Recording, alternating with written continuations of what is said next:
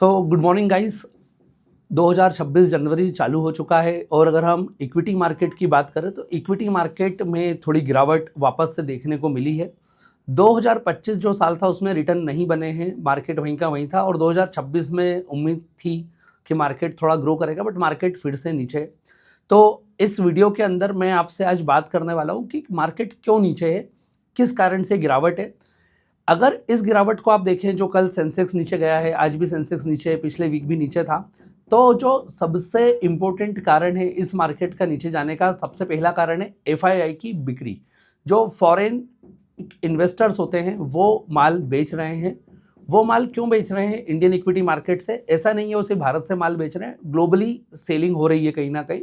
इसका सबसे बड़ा कारण है डोनाल्ड ट्रंप। और डोनाल्ड ट्रंप जो अभी तक ये तय कर नहीं पाए कि टेरिफ कितना लगाना है, कहाँ लगाना है और कब लगाना है।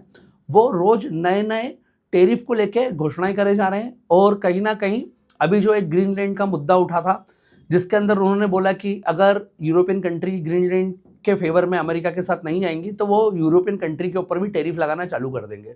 तो पहले चाइना की बात करी, इंडिया की बात करी, उसके बाद अभी यूरोपियन कंट्रियों की भी बात कर रहे हैं। तो डोनाल्ड ट्रंप का फोकस है कि यार मैं टेरिफ जितना ज़्यादा बढ़ाऊं उतना अच्छा होगा, पर इसका कहीं ना कहीं सेंटिमेंटल असर सारे ही ग्लोबल मार्केट पर पड़ रहा है। फिर भले ही वो अमेरिकन मार्केट्स क्यों ना हो, इंडियन मार्केट क्यों ना हो, सभी मार्केट के ऊपर इम्पैक्ट है। पर मेरा आपसे यहाँ क्वेश्चन है कि ये जो गिरावट अभी हम देख रहे हैं मार्केट में, 1000 पॉइंट, 200 पॉइंट, 300 पॉइंट की रोज गिरावट हो रही है, क्या वास्तव में ये पैनिक सेलिंग है? क्या वास्तव में एज ए इन्वेस्टर हमें पैनिक होने की जरूरत है क्या? अगर आप एक ट्रेडर हैं जो डेली सुबह माल खरीदते हैं और दिन में 3:30 बजे मार्केट बंद होने के पहले अपने शेयर, अपने माल को बेच करके बाहर हो जाते हैं, तो ये वीडियो आपके बिल्कुल काम का नहीं है। पर अगर आप एक लॉन्ग टर्म के इन्वेस्टर हैं, आप एक लंबे समय के लिए इन्वेस्ट करते हैं अपने पैसे को और एक वैल्यू क्रिएट करना चाहते हैं, तो मैं आगे जो बात आपको बताने जा रहा हूं उसे आप बहुत ही ध्यानपूर्वक सुनिएगा। देखिए, ऐसे मार्केट जब जब आपको मिलते हैं, अगर आपका इन्वेस्टमेंट होरिजन 5 साल, 7 साल, 10 साल, 15 साल का है, तो ऐसे मार्केट आपके लिए अपॉर्चुनिटी है।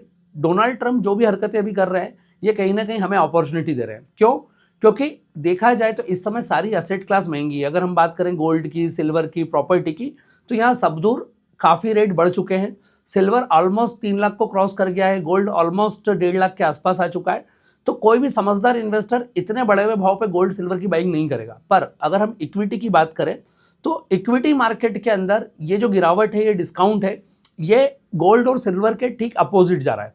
तो कहीं ना कहीं यह समय है हमें और ज़्यादा मात्रा में यूनिट्स एक्यूमुलेट करने का। अगर आपने म्यूचुअल फंड के थ्रू इन्वेस्ट कर रखा है, आपने कोई फंड लिए हैं, जैसा अगर हम बात करें किसी ने इंफ्रास्ट्रक्चर फंड लिया हो, मैन्युफैक्चरिंग लिया हो, स्मॉल कैप लिया हो, और स्पेशली अगर आपका इन्वेस्टमेंट पिछले 1-1.25 साल के अंदर का है, क्योंकि सितंबर 2024 से लेकर के तो अभी तक मार्केट में कोई तेजी नहीं आई है, और स्पेशली इस टाइम के अंदर जिसने अपना पैसा इन्वेस्ट किया है उसमें बहुत अच्छे रिटर्न देखने को नहीं मिले हैं। तो हम क्या करें? तो पहली चीज, जब हम इक्विटी में इन्वेस्ट करते हैं तो हमारा जो होरिजन है वो 5 से 7 साल होना चाहिए। तो इस समय के इन्वेस्टर के 5 से 7 साल अभी हुए नहीं है, ये होना भी बाकी है। तो क्या किया जा सकता है? यहाँ पे एक्स्ट्रा यूनिट एक्यूमुलेट की जा सकती है।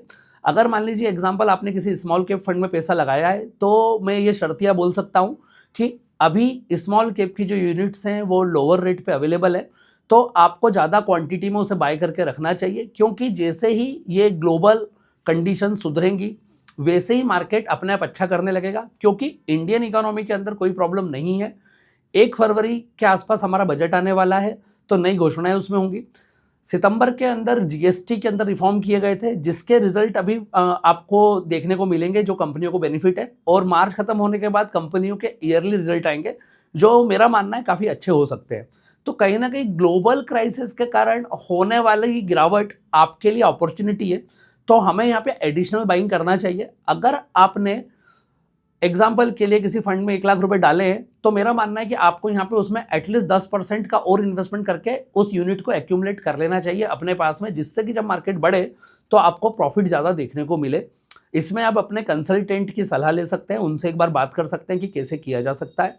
दूसरा, अगर मैं आपसे यहाँ बात करूँ तो मुझे ये मार्केट बहुत अच्छा दिख रहा है कुल मिलाकर के, कि ग्लोबली भले ही कंडीशन खराब हो पर इंटरनली इंडियन मार्केट बहुत अच्छा है। नाउ अर्निंग्स का थोड़ा बहुत इशू है कि अभी अर्निंग्स नहीं दिख रही है, मार्केट थोड़ा सा बढ़ा हुआ था, पर मुझे लगता है कि अर्निंग्स अगर जैसे जैसे फरवरी के बाद आपको आती हुई दिखेंगी, बजट के अंदर अगर कंजम्पशन ओरिएंटेड रिफॉर्म गवर्नमेंट लेकर के आती है तो कोई बड़ी बात नहीं है। हो सकता है, मैं अजम्पशन दे रहा हूँ, दिसंबर 2026 तक आप इंडिया के सेंसेक्स को 1 लाख का देख लें, क्योंकि हमें लग रहा है कि अप्रैल के बाद से एफआईआई को वापस से इंडिया में इन्वेस्ट करना चाहिए, क्योंकि पिछले 4 साल से एफआईआई कंटिन्यू इंडिया में सेल कर रही है और मोटा मोटा 9-10 लाख करोड़ का माल बेच चुकी है। तो अभी टाइम है वापस से इंडिया में आके इन्वेस्ट करने का। एसआईपी बुक इंडिया में अभी 32,000 करोड़ की हो गई है, मतलब नेट इनफ्लो हर महीने इक्विटी में 32,000 करोड़ नया आ रहा है। गवर्नमेंट फोकस कर रही है, तो हमारे यहाँ की कंडीशन सारी अच्छी हैं, ग्लोबल कंडीशंस खराब हैं। हमें लगता है कि इस साल में वो भी सुधरेंगी। ऐसे ही कुछ प्रिडिक्शंस हमने, जब मार्केट में गिरावट थी और सेंसेक्स 42,000 था, उसके बाद मार्केट ने अच्छा करा है। अगर आप और ज़्यादा डिटेल में डेटा के साथ में जानना चाहते हैं तो मैं शुक्रवार को शाम को 5 बजे यूट्यूब लाइव हम लोग कर रहे हैं। 23 तारीख होगी शुक्रवार के दिन, तो 23 शुक्रवार इवनिंग 5 PM पे हम एक वेबिनार करेंगे जो यूट्यूब लाइव के रूप में रहेगा। तो आप उसमें आइए, हम इसके ऊपर और डिटेल में चर्चा करेंगे। सो घबराने की ज़रूरत नहीं है, क्योंकि एक शांत और धैर्यवान इन्वेस्टर ही रिटर्न बनाता है, ऐसा हमारा मानना है और ऐसा ही मार्केट में देखा गया है। So thank you very much.